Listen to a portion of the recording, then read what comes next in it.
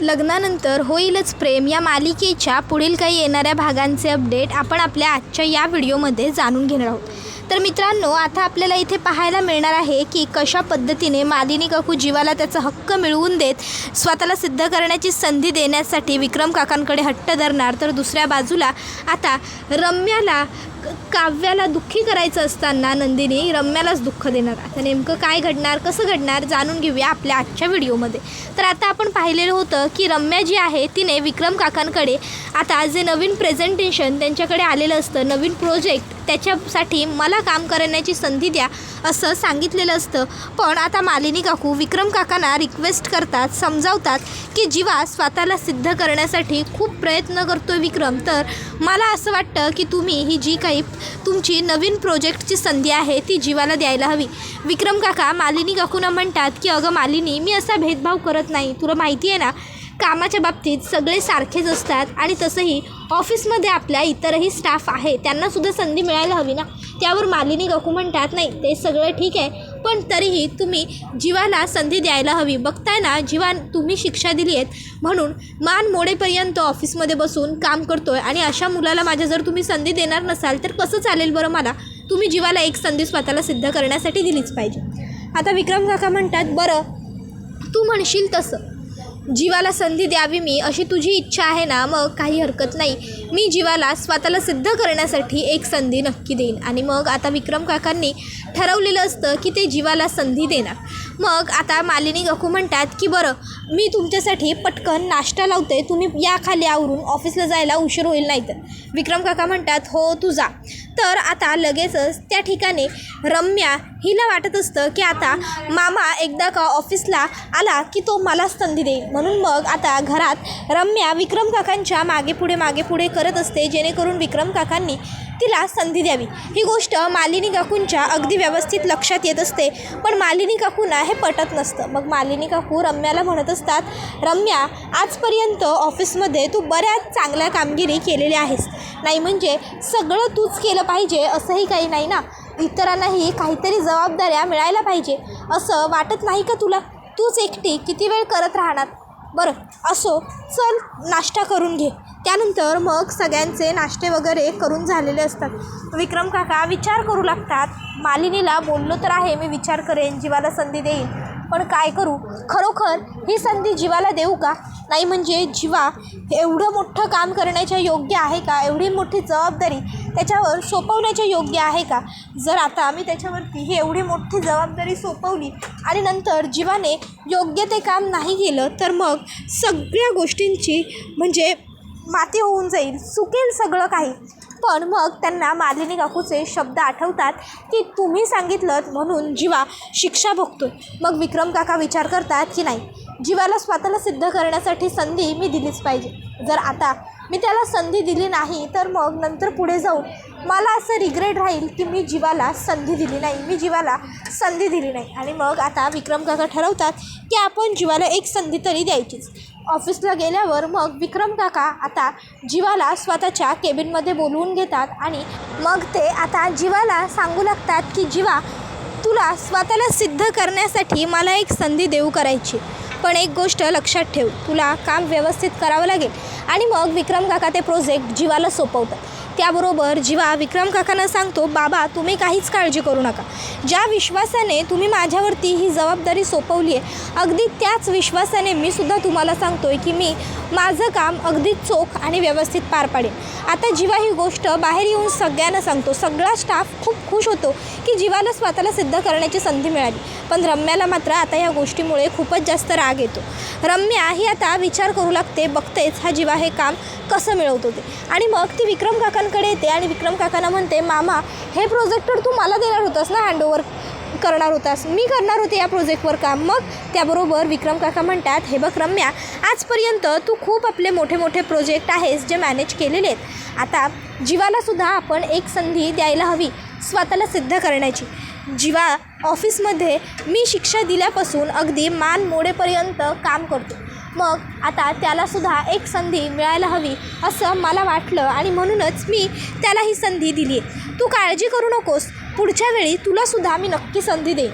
आणि तसंही आतापर्यंत तू खूपदा चांगलं काम करून स्वतःला सिद्ध केलं आहेस. त्यावर रम्या म्हणते, अरे हो मामा, पण तू मला असं म्हटलं होतंस ना की हे प्रोजेक्ट तू मला देशील म्हणून. मग मला देणार होतास आणि अचानक असं जीवाला दिलंस माझं काम काढून. काही झालं आहे का? मी चांगलं काम करत नाही आहे का? की तुझ्या मनात अजूनही माझ्याबद्दल राग आहे? त्यावर विक्रम म्हणतो, हे बघ तसं काही. त्यावर रम्या म्हणते, मामा हे बघ, जे असेल ते तू मला स्पष्ट सांग. मी ऑफिसला आलेलं तुला आवडत नाही का? त्यावर विक्रम काका रम्याला म्हणतात, रम्या हे बघ, असं काहीसुद्धा नाही आहे. तू उगाच नको तो विचार करू नकोस. आणि तसंही मी तुला जर ऑफिसला येऊ नको असं मला सांगायचं असतं तर स्पष्ट बोललो असतो. पण मी उगाच खोटं कधीच बोलत नाही. तुला तर चांगलं माहिती आहे, जीवाकडून चूक झाली तर मी जीवालासुद्धा शिक्षा दिली. मग तुला बोलायला मला कसली भीती वाटणार आहे? हे बघ, असं काहीही माझ्या मनातसुद्धा नव्हतं. फक्त एवढंच की सध्या जीवाला स्वतःला सिद्ध करण्यासाठी मला संधी द्यावी वाटलं. त्यानंतर मग इकडे विक्रम काका जीवालासुद्धा सांगतात की पुढच्या 2 दिवसात प्रेझेंटेशन तयार झालं पाहिजे, कारण पुढच्या 2 दिवसांनी आपली मीटिंग आहे आणि तेव्हाच हे प्रोजेक्ट आपलं फायनलाईज होणार आहे. मग जीवाने आता जीवतोड काम करायला सुरुवात केलेली असते पुन्हा एकदा, आणि आता तो प्रेझेंटेशन बनवायलासुद्धा घेतो. आता तो प्रेझेंटेशन बनवत असताना त्याचं अर्धं प्रेझेंटेशन हे ऑफिसमध्ये बनतं, पण अर्धं बाकी असतं. मग आता जीवा हा घरी यायला निघतो आणि मग घरी आल्यावर तो घरी येऊन अर्धा प्रेझेंटेशन बनवत असतो. आणि नंदिनी त्याला विचारते, काय हो जीवा, कसलं एवढं मगापासून काम करताय? तुमचं लक्षच नाही आहे आजूबाजूला काय सुरू आहे ते. त्यावर मग जीवा नंदिनीला सांगतो, मला स्वतःला सिद्ध करण्याची संधी मिळाली. हे ऐकून नंदिनीलासुद्धा खूप भारी वाटतं, तिला आनंद झालेला असतो आणि आता ती खूप खुशही असते. तर जीवा म्हणत असतो, Nandini thank you so much, thank you. हे सगळं ना चांगलं माझ्या आयुष्यात जे घडतं आहे ते तुझ्यामुळे घडतं आहे. प्रत्येक वेळी तू मला सपोर्ट करतेस, प्रत्येक वेळी तू मला आधार देतेस, दिलासा देतेस ना, त्यामुळे हे सगळं घडतं. नंदिनी म्हणते, पुरे करा, किती कौतुक कराल माझं. त्यावर जीवा म्हणतो, मला ना खूप आनंद झाला आहे, पण त्याबरोबर थोडी भीतीसुद्धा वाटते. हे सगळं व्यवस्थित होईल ना? बाबांनी दिलेली एवढी मोठी जबाबदारी मी व्यवस्थित पार पाडू शकेन ना गं? त्यावर नंदिनी, का नाही, तुम्ही छान काम कराल आणि स्वतःला सिद्धही करून दाखवाल असं जीवाला सांगते. मग जीवा म्हणतो, आता तू माझ्यावर विश्वास दाखवलास ना, आता माझं टेन्शन गेलं, आता मी कामाला लागतो छानपैकी. आणि मग जीवा आता कामाला लागलेला असतो. आता जीवा हा रात्रभर जागून ते प्रेझेंटेशन कंप्लीट करत असतो. जीवाला भूक लागलेली असते. मग नंदिनी तिकडे छान गरम गरम जेवणाचं ताट घेऊन येते आणि तुम्ही काम करा, मी तुम्हाला भरवते असं म्हणत आता नंदिनी ही जीवाला गरम गरम खाऊ घालत असते. जीवा काम करत असतो. ते अगदी छान सुंदर तिथे तयार झालेलं असतं वातावरण. आता दुसऱ्या दिवशी जीवा ऑफिसला आलेला असतो प्रेझेंटेशन घेऊन आणि जीवाचं प्रेझेंटेशन जीवा शोधत असतो. प्रेझेंटेशनसाठी सगळी लोक समोर बसलेले असतात. रम्या मनातल्या मनात खूप खुश असते, कारण रम्याने ते प्रेझेंटेशन डिलीट केलेलं असतं. आता रम्या जीवाला म्हणते, जीवा लाव ना प्रेझेंटेशन, वाट कसली बघतोयस, सुरुवात कर. त्यावर जीवा म्हणत असतो, 1 मिनटं, जस्ट मुमेंट. आणि मग जीवा पुन्हा सर्च करत असतो, शोधत असतो त्याच्या लॅपटॉपवर, पण त्याला ते प्रेझेंटेशन सापडतच नसतं. आता मग रम्या म्हणते, जीवा अरे काय झालं, कुठं आहे तुझं प्रेझेंटेशन? मग जीवा सांगतो, माझं प्रेझेंटेशन सापडत नाही आहे. त्यावर लगेच रम्या हसते आणि म्हणते, अरे जीवा, खोटं बोलण्याची सुद्धा काहीतरी लिमिट असते. जर तू प्रेझेंटेशन केलं नसशील तर तसं कमीत कमी खरं तरी बोल की मी प्रेझेंटेशन केलेलं नाही आहे म्हणून, खोटं का बोलतोयस? त्यावर विक्रम काकासुद्धा जीवावर चिडतात आणि विक्रम काका जीवाला म्हणायला लागतात, जीवा मी तुला त्या दिवशी समजावून सांगितलं होतं की हे प्रेझेंटेशन केवढं महत्त्वाचं आहे, हे प्रोजेक्ट आपल्यासाठी केवढं महत्त्वाचं आहे, तरी तू ही एवढी मोठी चूक होऊ देऊच कसं शकतोस? तू जे वागला आहेस ना ते खूपच चुकीचं वागलं आहेस. तुला कळतं आहे का तुझ्यामुळे केवढं नुकसान होऊ शकतं आता? त्यावर जीवा म्हणतो की एक मिनटं बाबा, 1 मिनटं प्लीज, प्रेझेंटेशन आजच होणार. आणि मग आता जीवा हा सगळ्यांना रिक्वेस्ट करतो की प्लीज तुम्ही सगळ्यांनी पुन्हा एकदा आपापल्या खुर्च्यांवरती बसून घ्या, आपण प्रेझेंटेशनची सुरुवात करूया. आता सगळे म्हणतात, पण प्रेझेंटेशन होणार तरी कसं, कारण तुमच्याकडे तर म्हणजे तुमचं पॉवर पॉईंट प्रेझेंटेशन PPTच नाही आहे. त्याबरोबर जीवा म्हणतो, PPT नसली लॅपटॉपमध्ये तरी माझ्या ब्रेनमध्ये ती सेव्ह आहे. आणि मग आता जीवा हा मुद्दामून रम्याला टोमणा मारत म्हणतो, तिथून ती कोणी डिलीट नाही करू शकत. आणि मग तो लगेच म्हणतो, एनिवे प्रेझेंटेशन सुरू करूया. आणि जीवा आता एकदम फर्स्ट क्लास प्रेझेंटेशन देतो. आता प्रेझेंटेशन कंप्लीट झाल्यानंतर मग पार्थ उठतो आणि मोठमोठ्याने जीवासाठी टाळ्या वाजवतो आणि म्हणत असतो, वा जीवा, first class, 1 number, mind blowing, amazing presentation केलं आहेस तू. खरंच मला तुझं प्रेझेंटेशन खूप आवडलं. आता जीवाचं कौतुक पार्थने एवढं भरघोस केल्याबरोबर लगेच क्लायंटसुद्धा उठतात आणि जीवाचं कौतुक करत म्हणतात, खरोखर मिस्टर जन्मेजय तुम्ही खूप छान आणि उत्तम प्रेझेंटेशन केलेलं आहे. त्याबरोबर आता पार्थ म्हणतो, बाबा तुम्हाला काय वाटतं? त्यावर आता विक्रम क्लायंटना म्हणतो, सर तुमचं काय ओपिनियन आहे? त्यावर लगेचच क्लायंट म्हणतात, तुमचा एक मुलगा पार्थ हा तर बिझनेसमध्ये हुशार होता हे आम्हाला माहीत होतंच, पण तुमचा दुसरा मुलगाही इतका हुशार आहे हे माहीत नव्हतं विक्रम देशमुख. हे प्रोजेक्ट तुम्हीच करताय. त्याबरोबर आता हे ऐकून विक्रम काका खूपच जास्त खुश होतात आणि मग आता ते जीवाला म्हणतात, जीवा सिद्ध करून दाखवलं आहेस तू स्वतःला, शाब्बास. आणि त्यानंतर मग आता विक्रम काका जीवाचं तोंड भरून कौतुक करतात. तर दुसऱ्या बाजूला आता मालिनी काकू ह्या आता पूजेचं जे साहित्य असतं जे या महिन्यामध्ये केलं जातं ते सगळं साहित्य आता काव्याला बोलवून देत असतात. त्या विचार करतात की काव्या ह्या घरची थोरली सून आहे आणि तिला तिचा मान हा मिळायला हवा. मग मालिनी काकू आता पूजेचं वाण तयार करतात. आता त्यामध्ये सगळी सुवासिनीची लेणी असतात. त्यामध्ये हळद, कुंकू, पान, सुपारी, त्याचबरोबर काळे मणी, काही फळं, तांदूळ, नारळ. आता एक मोठी अशी छान मूर्ती असते लक्ष्मीची ठसठशीत आणि मग ते सगळं साहित्य त्या काव्याला बोलवतात आणि तिच्या स्वाधीन करत तिला म्हणत असतात, काव्या ही देशमुखांच्या घराण्याची परंपरा आहे. मी जेव्हा नवीन लग्न करून या घरामध्ये आले होते ना तेव्हा माझ्या सासूबाईंनीसुद्धा मला असंच वाण दिलं होतं आणि मग ते पूजायला लावलं होतं. आता तूसुद्धा हे वाण पूज. त्यावर हे ऐकून काव्या म्हणते, पण काकू हे सगळं? त्यावर मालिनी काकू सांगतात, थोरल्या सुनेला द्यायचं असतं. त्यावर हे ऐकून काव्याला छान वाटतं. काव्या म्हणते, ठीक आहे काकू, तुम्ही सांगितलं आहे तसं मी करेन, हे वाण पूजेन. त्यावर मालिनी काकू म्हणतात, काव्या खरंच तुझ्यात हा जो काही बदल झाला आहे की नाही तो बघून मला खूप कौतुक वाटतं गं तुझं. म्हणजे आता ती पूर्वीची चिडणारी, सतत भांडणारी, रागवणारी काव्या आता तुझ्यामध्ये उरलेलीच नाही आहे. त्यावर काव्या म्हणते, थँक्यू काकू, तुमच्यामुळे सगळ्यांमुळे हा बदल शक्य झाला आहे, देशमुखांमुळे हा बदल शक्य झाला आहे. आणि मग काव्या ही ते वाण घेऊन चाललेली असताना अचानक तिच्या फोनवरती आता अनिशाचा फोन येतो. काव्या तिच्या हातातलं वाण तिथेच बाजूला एका टेबलावर ठेवते आणि तिकडनं फोनवर बोलायला जाते. आता काव्य अनिशाला म्हणत असते, काय अगं आता कुठे मूवीला? अनिशा, नाही ही काही वेळ नाही आहे मूवीला जायची. अगं हो, एक्झाम जरी संपल्या असल्या तरीसुद्धा माझ्या एक्झाम आत्ताच संपले आणि तू सिंगल आहेस म्हणून मी सुद्धा नाही आहे. माझं लग्न झालं आहे, मला घरातसुद्धा विचारावं लागेल पार्थना. त्याबरोबर लगेचच अनिशा म्हणते, ओ माय गॉड, आता तुला जिजूंची परमिशन घ्यावी लागणार आहे तर माझ्याबरोबर बाहेर येण्यासाठी? पूर्वी तर म्हणायचीस की मला कोणाला विचारायची गरज नाही, मला सांगायची गरज नाही, मग आता काय झालं? त्यावर काव्या म्हणते, तसं नसतं गं अनिशा, तू ना उगाचच्या उगाच मला चिडवत बसू नकोस, त्यापेक्षा तू फोन ठेव गं, चल फोन ठेव. अनिशा फोन ठेवत नसते, ती काव्याला तशीच चिडवत राहते. तर इकडे मालिनी काकूंनी काव्याला वाण देताना रम्याने पाहिलेलं असतं आणि रम्याला खूप रागसुद्धा आलेला असतो मालिनी काकूंचा आणि काव्याचा. आणि मग रम्या आता काय करते, ती त्या वाणाच्या ताटाजवळ येते आणि म्हणत असते, मोठ्या मोठ्या सुनेचं वाण देताय काय? आता बघतेच हे वाण काव्या कशी पूजते ते, बघतेच हिला देशमुखांच्या घरच्या सुनेचा मान कसा मिळतो ते फक्त माझ्यासाठी आहे, तो मानही माझाच. आणि मग रम्या ते ताट खाली सांडवते आणि तिकडनं पळ काढते. इतक्यात काव्या फोन ठेवून तिकडे येते आणि बघते तर काय, वाणाचं ताट खाली सांडलेलं असतं. आता ते ताट सांडलेलं बघून काव्याला खूप वाईट वाटतं. काव्या पटकन तिथे बसते आणि ते ताट सरळ करून ते जे देवीचं छान मूर्ती असते ती उचलून ठेवते. त्याबरोबर नारळ, फळं, तांदूळ सगळं उचलते, पण हळद आणि कुंकू मात्र अगदी मिक्स होऊन गेलेलं असतं, ते उचलताच येणार नसतं.